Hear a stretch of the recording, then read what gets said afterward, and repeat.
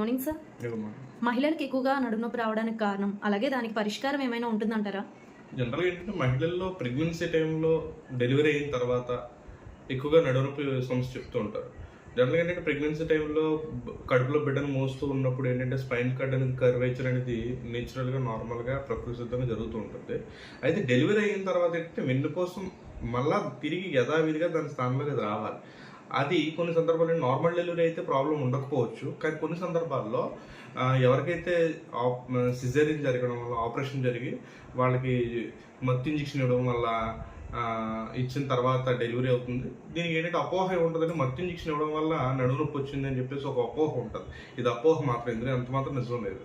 అయితే ఈ డెలివరీ అనేది బిడ్డ కడుపులోకి బయటకు వచ్చిన తర్వాత సాక్రో ఇలియాక్ జాయింట్ అని ఉంటుంది. ఆ సాక్రము ఇలియము రెండు జాయింట్ ఏమవుతుందంటే అది బిడ్డ డెలివరీ అయిన తర్వాత తిరిగి మళ్ళీ యథావిధిగా దాని స్థానంలోకి అది రావాలి.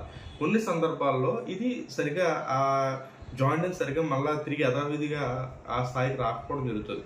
దానివల్ల ఏమవుతుందంటే ఏదైతే సాక్రోఇలియాక్ డిస్ఫంక్షన్ ఉందో దానివల్ల ఏమవుతుందంటే బ్యాక్ పెయిన్ వస్తూ ఉంటుంది.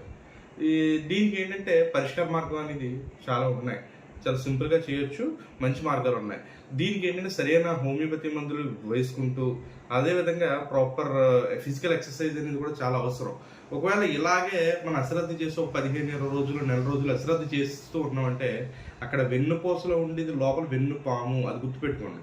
ఎందుకంటే మన స్పైనల్ కార్డ్ అనేది చాలా చాలా ఇంపార్టెంట్ అయింది.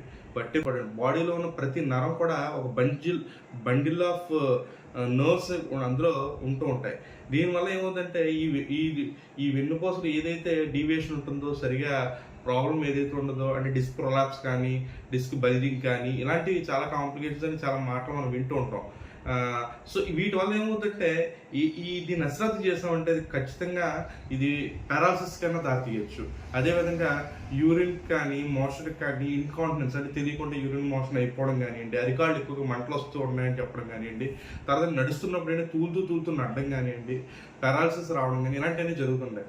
కాబట్టి ఎట్టి పరిస్థితుల్లో కూడా మనం దీన్ని పెయిన్ మేనేజ్మెంట్ ఇమీడియట్గా మనం దానికి ఒక ప్రాపర్ క్వాలిఫైడ్ డాక్టర్ దగ్గరికి వెళ్ళి మీరు సరైన మెడిసిన్ తీసుకొని దానికి సరిపడే ఫిజికల్ ఎక్సర్సైజ్ తీసుకున్నట్టయితే ఖచ్చితంగా మనం దీన్ని ఓవర్కమ్ చేయొచ్చు.